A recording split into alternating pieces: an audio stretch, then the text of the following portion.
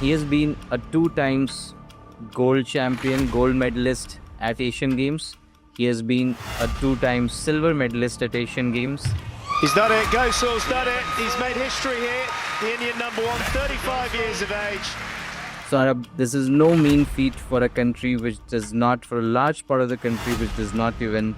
So I played squash and cricket quite seriously till I was 13. And then going into class 9, it was just difficult to kind of do two sports and the academics. The hour or so that I was spending on a squash court just seemed to be the happiest time in my day. You were to be played by someone in a Netflix show on Saurabh. I would say Farhan Akhtar. Anywhere in the world, I would choose Christian Bale. 100% of the result is not in our control, right? But it's very difficult to have that perspective in the moment when you've lost it. From what I can see today, I think it will be difficult for a machine to understand that nuance.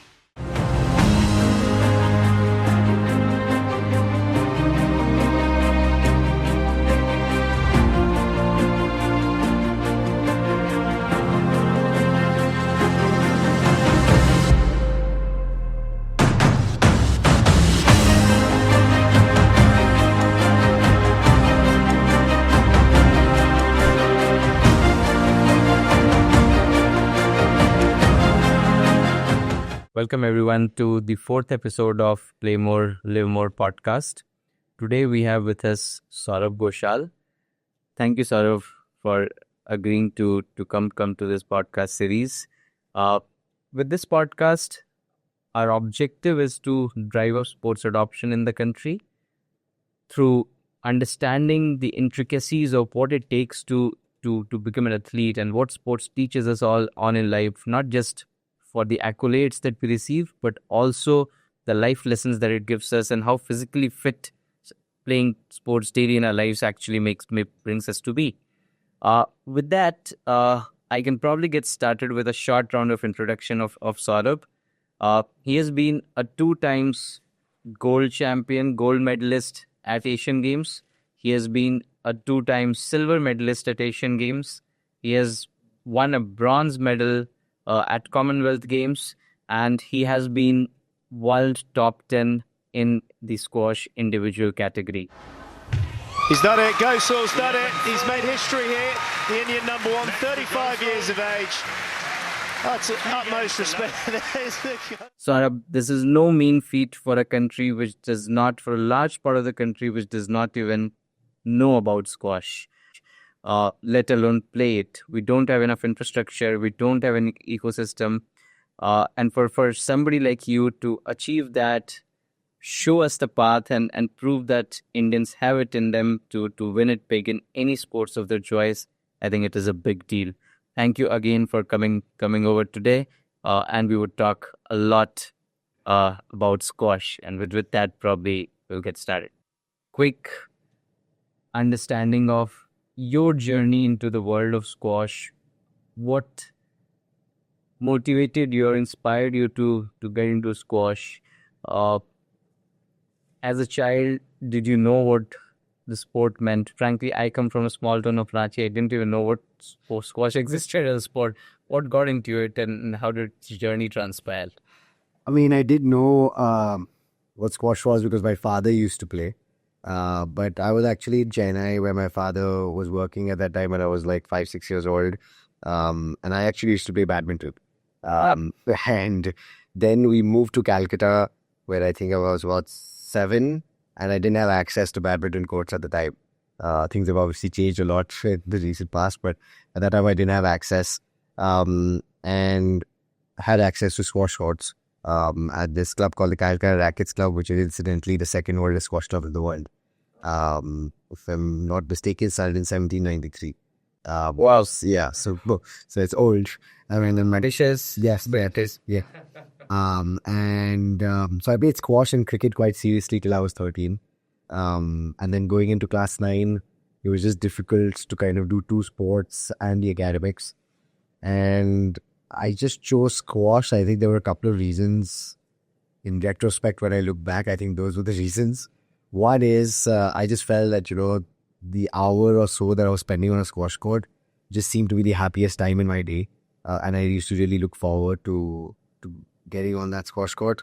And two, in a weird way, it's an individual game, and I just felt like my destiny lay in my own hands. With cricket, there were days when, I used to play really well and the team used to lose, and there used to be days where I used to get out for zero and the team used to win, and I had very conflicting emotions to deal with. Whereas, in an individual game, you play well, you win, you play badly, you lose. And, the consequence of every action and decision is you. So I don't know, I just felt that I was more in control of my destiny. And that's kind of why I chose squash to kind of like, move forward with it a little bit more seriously, and cricket took a back seat at that point. Yeah, it sounds very rational right now, but yeah, I don't know if I was so rational at that point. So I think one very impressive thing about you has been that you've tried to balance being a sports champion and being reasonably good at academics. And somehow this myth is there in India कि अगर sports में बहुत succeed करना, like elite level पे success करना है, तो academics has to be completely left out, right? What is your absolute dead honest opinion on this? Like, do kids really need to sacrifice academics if they have to pursue sports? No, I definitely don't think so. I think if I had to use kind of one phrase which makes it possible, is time management. I think you have to understand for yourself how much time you need for each kind of category. So in this case, we're for academics as one category and your sport as another category, right? And everyone's time required is different, right? And it could be different for the academic part, could be different for the sport part. It also depend on your sport, for example, right? So I think you have to really, really understand how much time you need to put into both those categories separately, which will allow you to produce your best when it's required for those particular categories. So, I mean, look, I'm a little bit lucky on the academic side. Ever since I can remember, I've had photographic memory. So if I read something like 2-3 times with like a lot of focus, then I kind of like remember it as a picture in my head. So that's obviously helped. So hence the time that I needed to kind of study was shortened because of that, right? But there are other people who, for example, don't need to train for like 6 hours in the day, right? They can get away doing 4 hours in the day because, they might be very, very talented with the racket, or, naturally blessed physically, so they don't need to do as much work, in terms of elevating physical ability. So I think it's all a question of really understanding for yourself and being honest with yourself. Yeah. Like how much time do I need to, get my work done on the academic side and get the training in so that I can, be in my best form, so to say, to win tournaments or whatever your ambitions are. And I think once you manage that and you understand that for yourself and you put it into a routine, like routine is important, because you can have all the planning in the world, but if you can't stick to a routine, then it's going to be very difficult for you to implement it and execute it. And that's with anything. Even if you're just playing and not studying at all, you still have to have that routine, right? So I think once you get into that routine, initially it will be difficult because you're balancing two very, time consuming, mental space consuming, and obviously on the sporting side, physically consuming things. But as you get going, then, it becomes second nature. So it's a little bit like, when people have never worked out and they start going to the gym, the first 10 days or 2 weeks is absolute nightmare, right? You're like, wow, why am I doing this? This is the hardest thing in the world. And then after 2 weeks or, 3 weeks, when you've gotten into the rhythm of it all, it's almost like going back on that is the hardest thing in the world, right? So you almost have to fool your mind and fool your body into those 2 weeks of getting it done, and then the mind and the body will automatically kind of just flow with it. Oh, absolutely. I think that. So, but coming from your father's perspective or your parents' perspective rather, were they ever worried that Saurabh squash खेल रहा है and let's say कुछ नहीं होता है squash में, which is a very high probability in most cases, right? तो इसका future क्या होगा? Like, were they ever worried? So I think it's all a question of outlook, right? So I've been very lucky that my parents have always had a very, I want to use the word long-term outlook, but also a very holistic outlook. So when I was young, obviously, and I was 10, 11, 12, and I hadn't won junior nationals at that point. I made a few finals in the junior national, but I never won a junior nationals till I was 15, right? It was never about, and even personally, it was never about, am I going to make this a career at that point? I think their outlook was that playing a sport, and in this case, it happened to be squash, that it was giving me life lessons which would kind of translate to anything else that I did in life. And one of the things, like I already mentioned, time management, right? That's a very, very important life skill. It seems very mundane and, it'll be, in some ways very easy to talk about, but it's actually very difficult to do, right? And very few people actually know the art of time management, right? So time management is one. Sport is a laboratory experiment of life, right? And squash, in a weird way, is even closer to that because you're in a confined space with your opponent with you, right? It's not across a net. It's not somewhere else. He or she's actually with you, next to you, and you're playing, right? And it's a great test of your character, as to what you do when you're pushed against the wall, right? Like, how are you going to react? So in a controlled environment where, if you have perspective, winning or losing is a very, very small part of your life. Right? If you win today, you lose today, tomorrow no one is going to remember it, right? But in that moment, if you're able to, react with grace and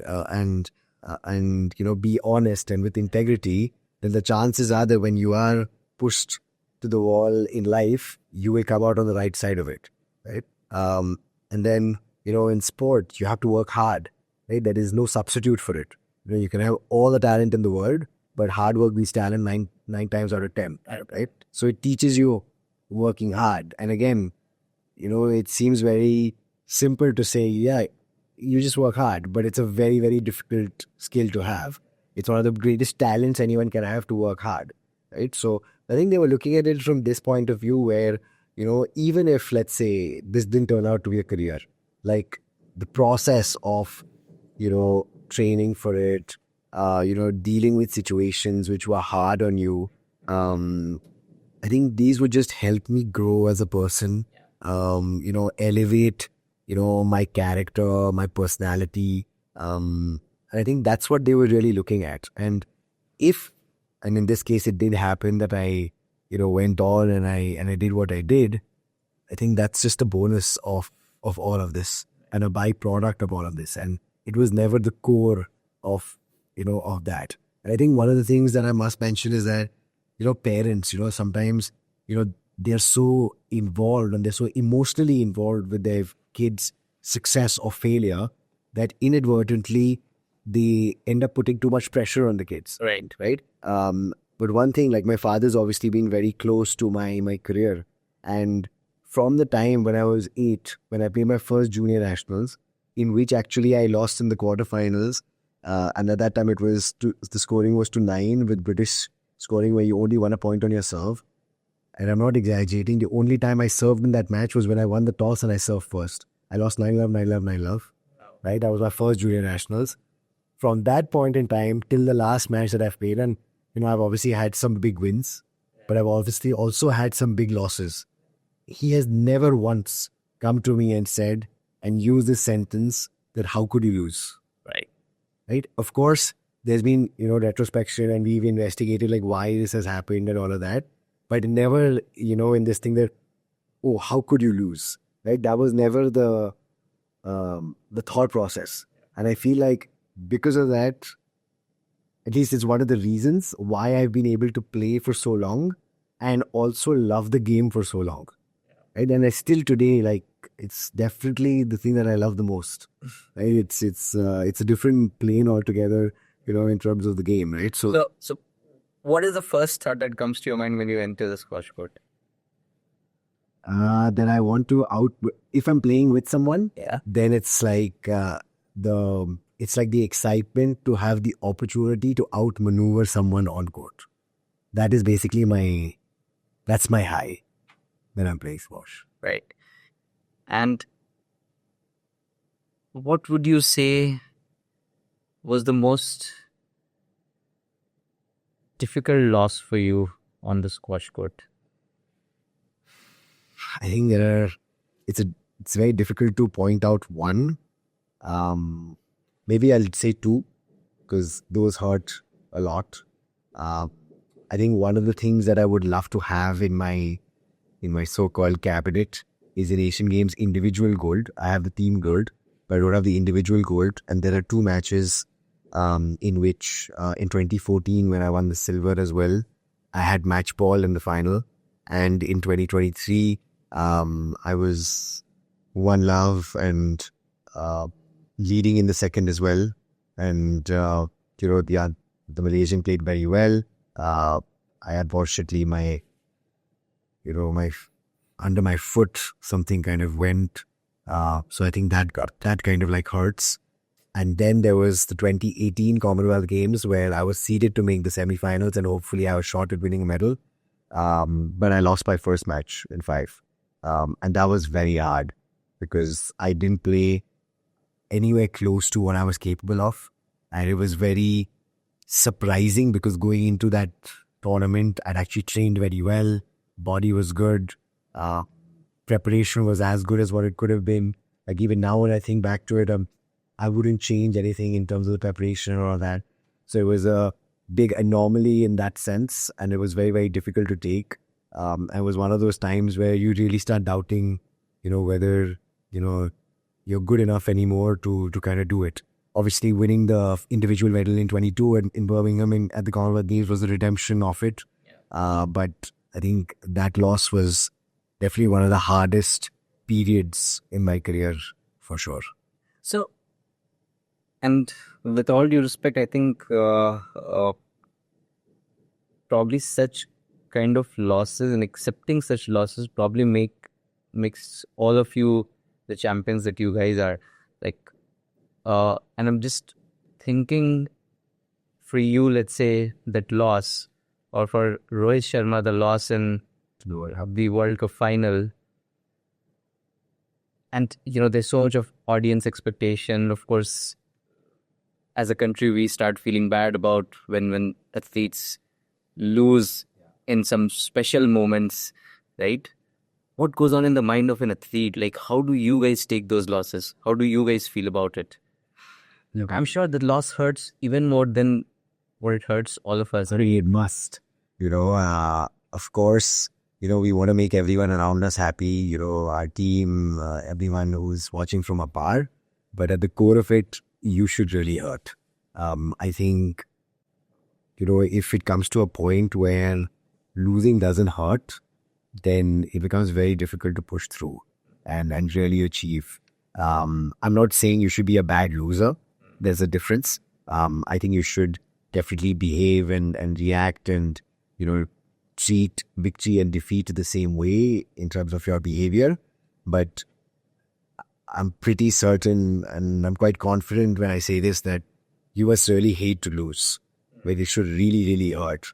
Because only then you will go above and beyond to try and make sure that it doesn't happen again. And that's when you win. Right? And even when you win, right, the best players in the world, they don't just analyze and retrospect and all of that only after they lose. They also do it after they win because they don't want to lose the next time. In sport, it's very black or white. You win today, you could lose tomorrow. Or you lost yesterday, you could win today. Right? So every day is a new day. Right? So I think for us, it's the disappointment comes from, like I said, regarding the Commonwealth Games in 2018. It's like, when you've prepared, you've done everything, right? And I think we all do accept that 100% of the result is not in our control. Right. But it's very difficult to have that perspective in the moment when you've lost it because you've given so much and, it is hard. There are sessions that you do where, any normal person is going to look at you and say you're a madman, right? Pretty much, right? And you do all of this, you give up a lot of things, personal relationships have to take a back seat in a lot of ways because, this is like your single-minded focus of achieving this. And when that comes crashing down, when you lose in that moment, it is very, very difficult to deal with. Of course, as you get older, at least from my personal kind of experience, you have better perspective. And that helps you kind of get over it a little bit quicker. So like if I was like 20, if I had that loss when I was 20, I think it would have taken me like 2 months or something like that. But like obviously I was older in my 30s in 2018, so still took me a while, but it was more like 2 weeks, right? And then I was like, okay, this is done. I can't change anything on this now. So what do I do now, right? And how do I change, whatever I've done to get better so that I can give myself a chance? It's all about giving yourself the best possible opportunity. That's all that you have control over. And then you let it fly, so to say. So one question that I think, being on the other side of the equation, we just keep feeling that Australians have this amazing mental strength to perform at the right forums, right? Do you think the pressure on Indian athletes,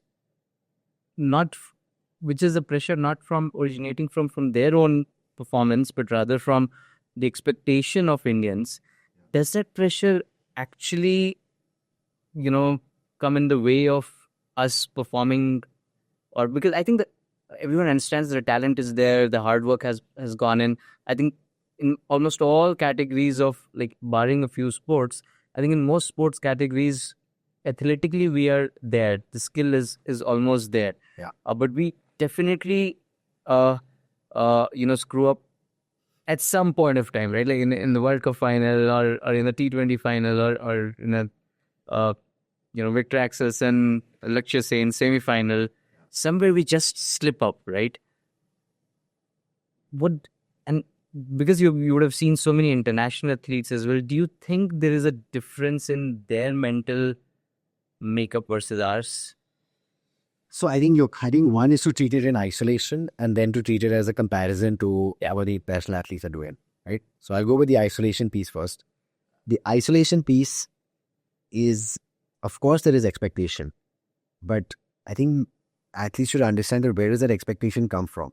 It comes from the fact that you have set a precedent in terms of your performance, and that is why that expectation is there. If you've never done anything of note, then no one is going to expect anything, right? So if you have performed to a certain level, that means you have the ability to do something, and hence the expectation is there, right? So if the expectation is there, I've always kind of treated it as a reinforcement of my internal belief that I can do it, Right. because I'm obviously believing that I can win this, and now I have a multitude of other people also thinking that, so I must be right? So you need to kind of think of it in that sense. Right? Then the second piece is that a lot of Indian athletes, I think, focus too much on the actual win or loss and what will happen if I don't win. If I lose, then, I might lose this sponsorship, or, the people will say this, or, like basically like all the consequences post of that event, so to say, right? And I'm not saying that is wrong or right. It is natural. It's right. These thoughts will come into your mind. Yeah. Right.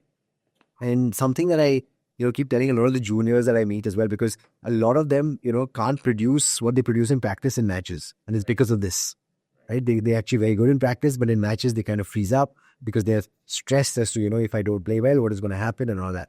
And I keep telling them this. It's like, there's this saying, right? An idle mind is a devil's workshop, right? So these thoughts, in metaphorically, I'm saying that these thoughts are a devil's workshop. Right? Because it's not helping you in any way. Yeah. Right? It is pulling you back. Right? Because you're not able to let go. Right? So what do? You make your mental space so filled with other thoughts that it does not have time to think about these things. Right? So the things that I did was, I used to basically, we all visualize a lot, right? So I used to basically think of tiny details of, how I want to play against a particular opponent from this part of the court. This is what I'm going to do. How am I going to respond to what the other person is going to throw at me? Think of situations where externally, like, the referee giving me a bad decision. I'm feeling extremely hot for whatever reason. Think of like a multitude of things, right? Which is forcing me to think of these things and almost fooling my mind not to think of all these other things, right? So in isolation, I think that has always helped me because it's natural, for you to think of these things and you have to kind of move your mind away from it as much as possible. On the comparison bit, so I'll give you like an example close to my sport. So Egypt, for example, is an absolute superpower in sports today, right? And they have so many good players, right, back home in Egypt. Yeah. And the competition is so fierce that the pressure of competing back home is a lot more than the pressure of competing internationally. So when they're playing internationally, it's almost like a relief. Wow. So they're like, okay, this is so much easier, right? So basically what I'm trying to say is that, like, if you have, in this case, the international athletes where there are so many good players around, right? And you have competed against them so well, there is this subconscious belief that if I am able to cut it against, the world number 1 and the world number 2, then of course I'm going to cut it against the world number 7, right? And that kind of feeds into it. So like a small anecdote, there's this Egyptian squash player who's just retired now. His name is Tariq Momin, and he won the World Championships in 2019. And I happened to kind of share a hotel room with him in our next tournament, which was in England, in London, like 10 days after this. And I was like, Tariq, this has been your lifelong dream. He's like my age group. I know him very well. I'm really happy for you. And you must be a big deal in Egypt. And he's like, thanks, Saurav, I'm just elated. This was the thing that I really wanted. I'm really happy, but whether I'm a big deal in Egypt, I'm not. I'm like, how can you not be? You're world champion. He's like, yeah, I might be world champion, but the fact is I'm still Egyptian number 3 because the world number 1 and 2 are, my God, are Egyptian and I'm world number 3. So I'm not a big deal, right? So now my thing is, okay, how can I get to world number 1 so that I can be Egyptian number 1, right? So I think that kind of feel, is something that really like pushes people to kind of think that, what, we are so good and we've done it. And it's not that so good feeling does not purely just come from an illusion or a delusion in your head. Right. It is actually coming from producing against the very best on a consistent basis. So that it becomes just natural to just go and just showcase what it's all about. I think, I think you raise a very, very valid point. I think it probably just to do with the volume of people. It's like this, right? Like, I mean, let's say I and you come from small towns like Ranchi, Indore. In my small own locality, if I crack IIT or IIM, I'm a big deal. Exactly. The moment I go in there, it's no longer a big deal. There are 300 more people in the same batch, right? And then from that batch, that you're probably one of the world's best. If you have to really succeed beyond that, then you have to do something extraordinary. Yeah, and that gives you so much confidence. Gives you so much confidence. You've risen above the cream. Yes. Right? And you've done it. Right? Whereas here, in most of the sports, you don't have that. You don't. You're like a one-off. Yeah, you're one-off, and then and probably it also goes into the head of a lot of people. I mean, look, that is a possibility, but I want to give the benefit of the doubt to all my fellow athletes in India and not say that. But like for me, these are the two most important kind of things that happen. So one point that you raised was, and you just spoke about, was how you used to do some bit of analytics against your opponents, etc. Now, with the whole world, there's so much of technology that has come into sports, and with AI as well, sort of becoming very, very commonplace, even in sports today.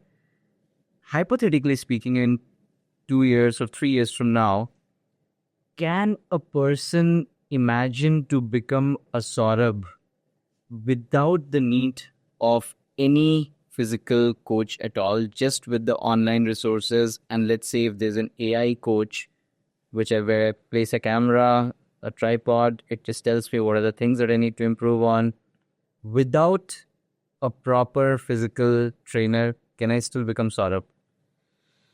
I think that's a tough one. Obviously, AI is permeating through our lives at pretty much every touch point now, which is absolutely great. What I would say to that question is that, look, I think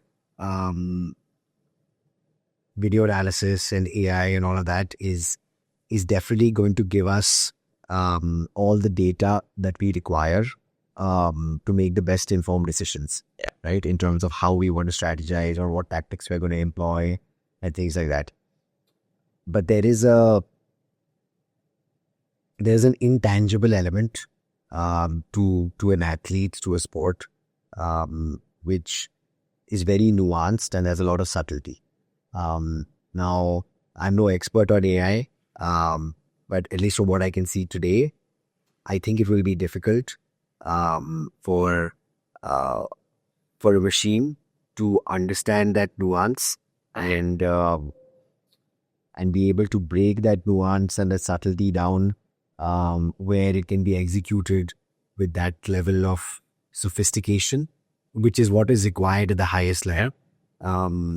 So I would like to think of it in a way where it will, and like it is in a lot of jobs right now, that it is replacing the number of man hours required to do a certain task, because it's helping us do things a lot quicker, and then we make the decision based on that, and we go ahead with it.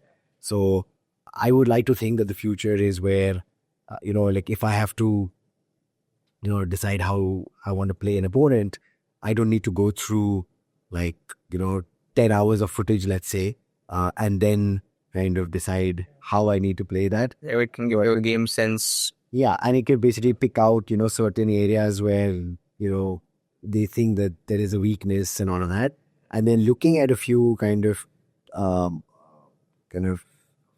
footages or whatever, there I can understand that, okay, these are things that I can, deal with, and how do I deal with this? And, at different points, how is this person dealing with it mentally? What are the telltales of the person getting tired, for example? I think that is good. I think that's a good example. I think that's a very difficult thing for a machine to look at and say that this person is getting tired, because it's not just your physical disposition.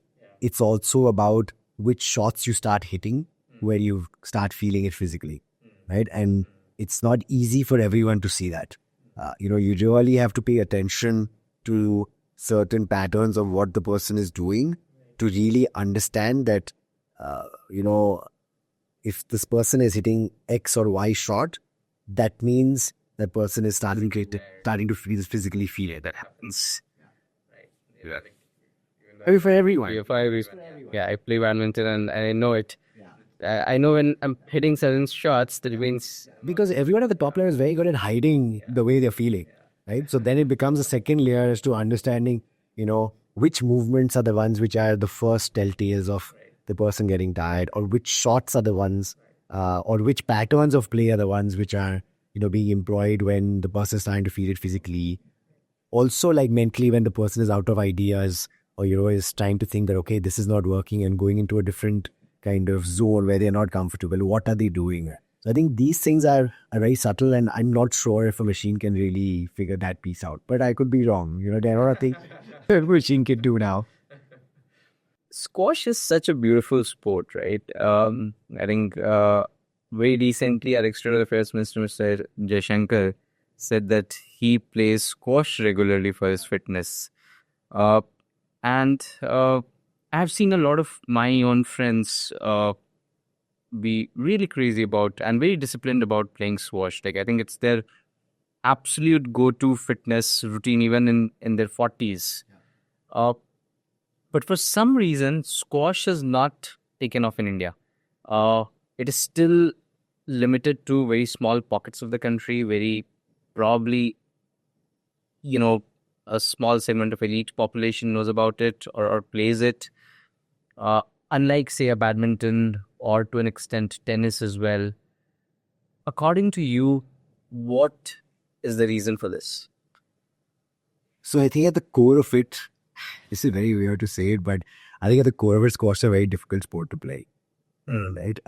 So if you look at, badminton or, the new age sports of a pickle or a paddle, right? Why do people enjoy playing it? Right? Because even if you're at a kind of a lower level of ability, you're still able to have rallies. Yeah. Right? And that is what gives you the fun element of it. Right? The fact of the matter is that in squash, if you're not at a certain level at least, then you can't have rallies. Right? So then the rallies break down after 1 to 3 shots. Right. So then it's not fun. Right? So I keep joking with people when I say that, you know what, like even though obviously my skill level is pretty high, if I had to choose a sport to, play for fun, like squash would be it. So it's just too hard of any sport, right? So I think that is an issue, and I feel like the solution to that is to do something with the ball, where it bounces more, so that the rallies can be a bit longer and it's easier to connect. Okay, so that actually, let me put it in a different way. Like I think this whole issue of ball not bouncing. Let's say if squash were not played on Earth, like let's say if squash was played in zero gravity in space, Yeah. how do you imagine that sport would be? Oh man, that would be very interesting. I don't know. I've never really thought about it. Obviously, it won't come down. There's no gravity, so Gravity won't come down. 2 times ball bouncing, like you can see that won't happen. Yeah, I really don't know. Yeah, it's like, how would tennis happen? I don't know. Maybe we won't have a sport. There'll be like a flying squash. Yeah, I think you'll just be volleying everything. Yeah, you'll basically be hitting all across the walls, but Yeah. the ball hits the wall Yeah. and it doesn't drop down. I know. It just comes back at you or in. Yeah. It'll be a very different sport. It definitely won't be, it won't like have the tenets of what squash is all about. Because the whole point of squash is to, make the ball die, have the right weight of shot, all of that. But if the ball is not going to be falling down, then you can't make the ball die. So I don't know. Maybe we won't have a sport. I think badminton might survive. But, I mean, it'll still be hard because if it goes up, it's not going to... Usually jetpacks will fly up and then back down again. Okay, so let's say, Saurav, you have been a squash champion, but if you were to give a 1-minute elevator pitch to a 10-year-old girl of why she should pick squash right now at her age, any part of the country, how would your elevator pitch be? Oof. I think for starters, like I mentioned earlier, it is a sport which combines everything in terms of your physical ability and mental ability, and also, just your analytical part of how to deal with, different people in the same space. So I think that is very, very good. Once you do actually get to a certain skill level, it is a fantastic sport to play. Very, very enjoyable, very challenging, but that's what makes it enjoyable. The angles that you can use, I mean, no other sport has that, right? So it's brilliant. That's why it's called like chess at 100 miles an hour. So it's a beautiful sport to play. It's a very, very close-knit community, both domestically as well as internationally. Everyone keeps talking about, having a social construct, so that, for your mental health and all of that. It's brilliant. Everyone is very nice. You meet a lot of great people. It opens a lot of doors for you in terms of, meeting people in very, very interesting positions across the world. Like the number of people that I know because of the game is unreal, right? That's brilliant. And it's a sport which is played all over the world, right? So the amount I have been able to travel, the education that I've got from the travel is is a multiple of the education that I got from my schooling system. Right, this for sure. Like I have a much better rounded outlook of life. I've been exposed to so many different cultures, which makes me so much more tolerant of so many things. And in a fractured world as we live in today, I think that's very important. I think we are, so hell-bent on imposing our point of view on anyone and everyone that it becomes very difficult to live with anyone and everyone. And that's what's causing so much strife, both close to home as well as abroad. There are enough examples of it. And I think that is really important. And, from a short-term outlook, it's one of the best sports if you want to get into like foreign colleges and stuff like that. Want to get into an Ivy League college or some of the best universities in England or Australia. I mean, Do you take that route? I went to England not because I wanted to specifically study there. I chose England because I wanted to go train with this particular coach over there. America was definitely on the table and I had offers from there, but I didn't go. And you had offers because you were a national champion in India. And I was World Junior #1 at the time. So I was basically the best recruit of the year, which always helps. But yeah, I mean, I could choose to go whenever I want. Right. Okay. You have convinced that 10-year-old girl now. So I think she'll pick up squash. You hope so. So let me give you another magical part. Right. Okay. Let's say you had the entire budget of IPL with you. Right. And you wanted to make squash a household name in India.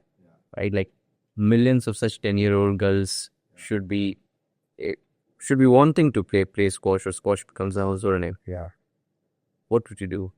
I think the first thing I would do is put at least one court in every school. I think it all starts from there. One court in every school with one coach over there.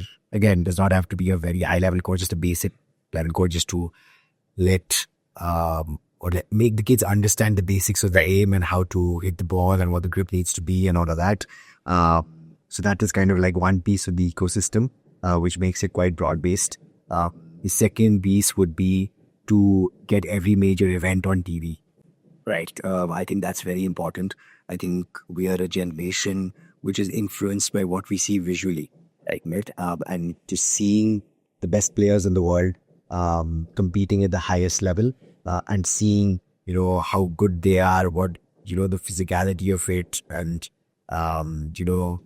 the locations at which they play in. So, for example, I was just in Egypt 10 days back where we are basically playing in front of the pyramids, right? So, we play at Grand Central Terminal in New York City.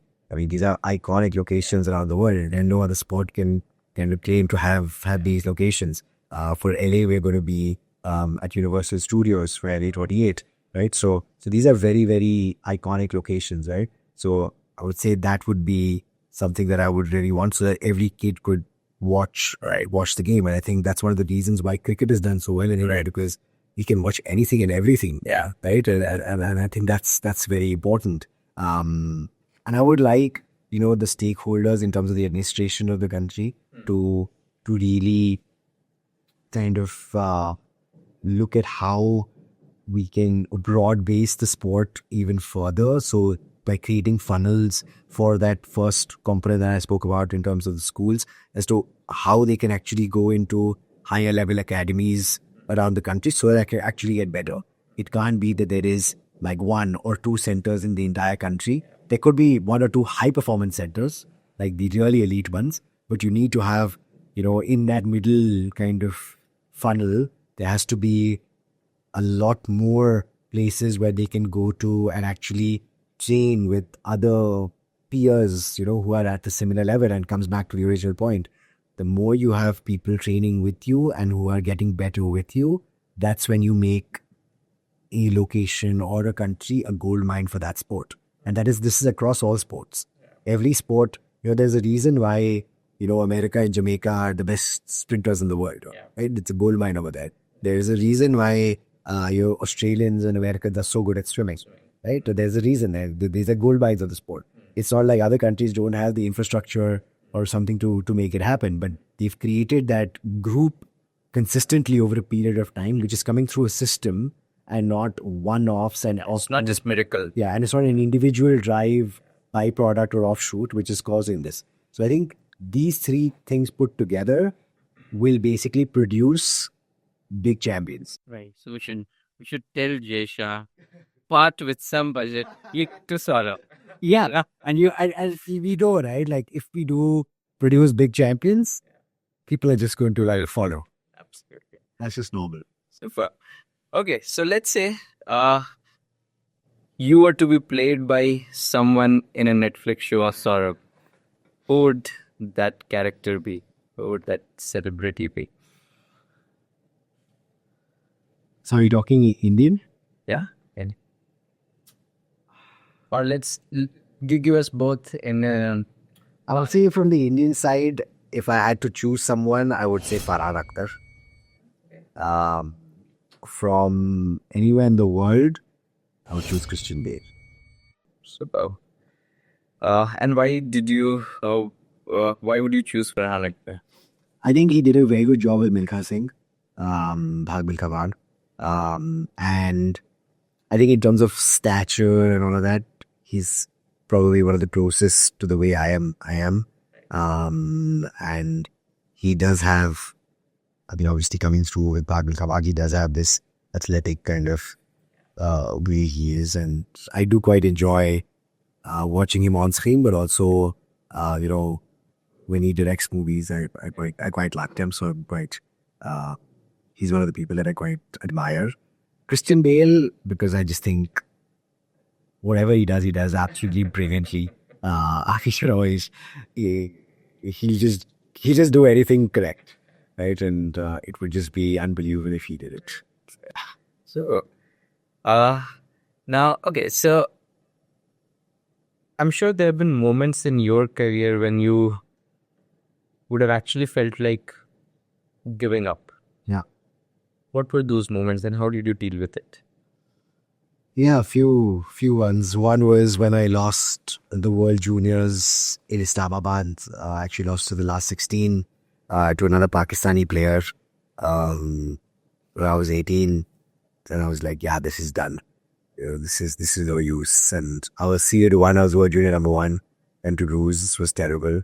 The Commonwealth Games in 2018, that was a very bad loss, and I was very close in those 2 weeks to say, okay, I'm done and dusted.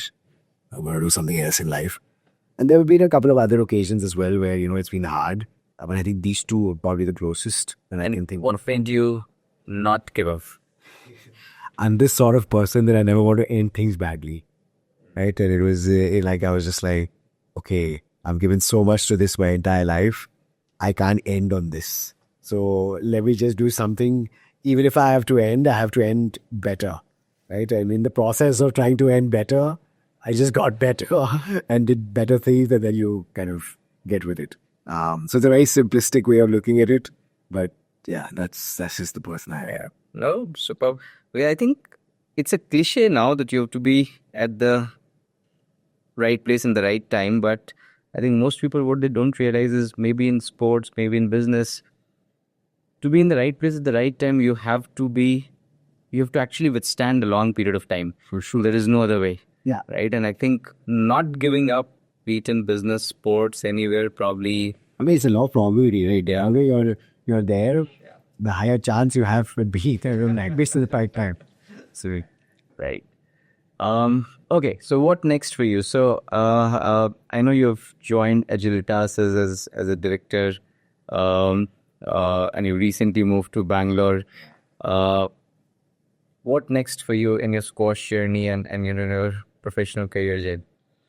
So I think with Agilitas, I've joined them as a director of a high performance sport. I think we are trying to build, India's biggest sportswear company.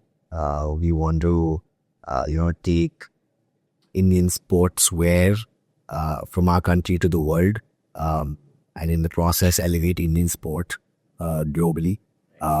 So you're putting all the bricks in place, so to say, to make that possible.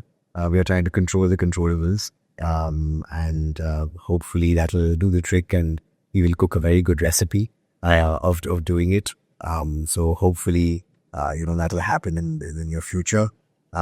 With on the squash side of things, I'm trying to mentor a few players. Anahad Singh is one of them, who is probably the biggest talent coming out of India right now. She's very good. She's someone who hates to lose, which is a great quality to have. But she's got a lot of skill. She's got a lot of things going for her, and I hope that she does very, very well for India now and for a long time to come. I do want to kind of help Indian squash in terms of the experience and the wisdom that I've garnered through all these years. So at some point in time, creating either a high performance center or a kind of conglomerate of centers with that middle funnel that I was talking about, to see where the most impact would be, to help Indian players as much as possible. Because today the fact of the matter is that if you want to really, really make it big at the senior level, you can't live in India all through the year. Okay, you need to go abroad, train with some of the best coaches in the world, and then you might have a chance.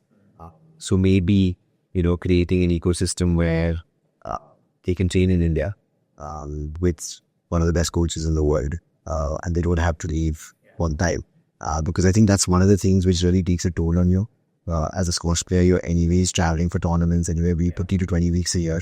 So if you have to travel to train as well, so you're really saying that at the most, you probably have 10 weeks in India, Right. 10 weeks at home, right? And again, going back to my example of Egypt, they're living at home and training. And that helps. That helps. So yes, I think if I can put something together which will, again, not be something for 1 or 2 years, I want to put something together which is sustainable in the long run. Because I'm a very firm believer that, true success doesn't happen in the short term. It takes a considerable amount of time, especially if you want to build a system. We could build a great center now, make it run for 5 years, and I'm just saying hypothetically, someone like an Anahad Singh trains there and she does very well. We will have one Anahad Singh, right? But can we make a center which will last for a while, and we can create 30, 40 Josha Chinappas, Deepika Palikkal, Saurav Ghoshals, all of that, right? And that is success. That is success. No, absolutely. So well put. My last question of the day today. In hindsight, would you have done anything different in your life, in your squash journey, in your professional career choices? Anything differently would you wanted to do? I think, and again, I'm being very, like my father says, I'm very harsh on myself. And I'm being harsh on myself when I say this, that the only thing that I would change would be the extent of my ambition when I was younger. So, like you said, squash has traditionally not been a big powerhouse sport for the country. So when I was growing up, when I was 12, 13 years old, we had no one in the top 50 in the world. Right. When I got to my teens, I was 16, 17, 18, there was this one player called Ritvik Bhattacharya, who was national champion before me, who got to his best ranking of 38 in the world. And I remember before I went to university in England and I went to train with Malcolm Bridgestrom, this course I really wanted to train with, my goal basically was that I should make top 30 in the world. Right? That because no one had ever done it. It was uncharted territory. And even with top 30 in the world, everyone in the Indian squash ecosystem was like, no, it's not possible. Right? And anyway, so that's the way I went. Right? But I really wish at 16, I believed and wanted to become world number one. Right. And I think only in my late 20s or maybe early 30s was when that was my goal, so to say. And I say that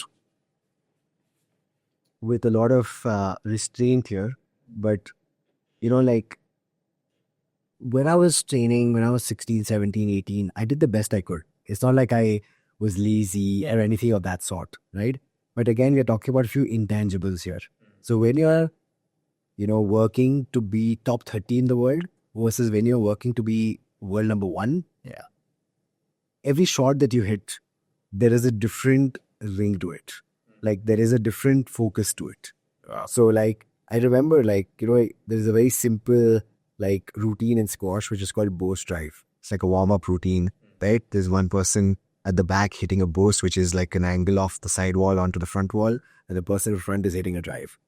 Like, I know that when I was 17, 18, my attention to detail and the purpose with which I hit that shot and what the end result of that shot was going to be and focusing on that shot was, at that point in time, in my opinion, the best it could be. Right. But if I was thinking of being world number 1, and which is what it was, when I'm in my late 20s or early 30s and going through to the end of my career, then that focus and everything was elevated.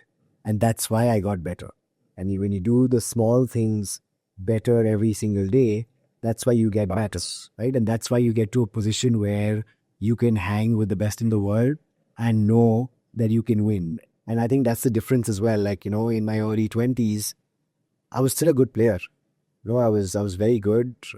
Talent is not changing, right? Talent is what it is, right? But if I went into a match playing, let's say the world number 5, because of everything that I had done and the level that I had reached, it was like, okay, I can win this, but the world number 5 probably has to be at 80% or 70% of all his players below. And I need to be in my 90 to 100%. But in my late 20s or probably early 30s, I think that's a more fair reflection. But by the time I got to my early 30s, I could go in against the world number 1. And my thought process was, if I keep playing at 100%, it doesn't matter. I could still win. Right? And I think that is the difference. And if I could do that from when I was, let's say, 2021, then I don't think I'm wrong in saying that I would have had a very good chance, because there's no guarantee in life. But I think I would have had a very good chance of being a mainstay in the top 5 in the world for a long time. Wow. So yeah, again, where that says I'm harsh on it. No, but I think no, I agree with you. I think this so nicely that you've summarized this whole thing. I think your achievements are, of course, by far. I mean, it's a legacy that you've already left for the country, but to still think about that, you could have had a little more hunger or a little more ambition. I think it will inspire a lot of people to think that way. I hope so. Yeah. Don't be satisfied. You've just won a under 15 All India rankings. It doesn't matter. It means nothing. It means nothing. It means nothing. Again, I give an example. So many people are so consumed by, let's say, winning junior nationals. Yeah. Right? And I give them two very simple kind of examples. Yeah. I'll be like, okay, now let's say someone is going to introduce me, right? Do they talk about how many junior nationals I've won? Yeah. Never. No. Never. I've won the maximum number of under 19 junior nationals at 3. No one knows this also, right? But no one introduces me with that. Yeah. What do they introduce me with? Yeah. Top 10 in the world, you see games badness, cover games badness. Then the second is, I said, okay, go and ask anyone around here who won the under 15 junior nationals last year. Last year, I'm not even saying 10 years back. Last year. Nobody would know. Guarantee you out of 10 people, 8 of them wouldn't know. I'm like, I myself don't know. Yeah. So I'm like, it doesn't matter. It really does not matter. Right? So I think people need to understand that that it is, I'm not saying it's not important. Right. It's only it's only one of the steps on the ladder. It's not the end goal. Absolutely. Thank you again, Saurav. I've had so much fun today. There's so many things that we've spoken about. If there's anything that we want viewers to take away from these podcast sessions that we are hosting, it is just one thing, that we need to drive up sports adoption across sports in India. If that happens, I think everything else will just fall in place. Yeah. There are entrepreneurs who will figure out things at every stage of whatever an athlete needs. Yeah. It's just that the sports adoption needs to improve. If it improves, money will automatically come, infrastructure will automatically be built. We probably wouldn't even need government support for infrastructure, because if if people want to use the facility, and they're willing to pay for it, I think a lot of things will fall in place. So that's our idea with this podcast. That we keep bringing in more and more legends like yourself. We keep talking more about sports and make it a mainstream conversation in Indian families.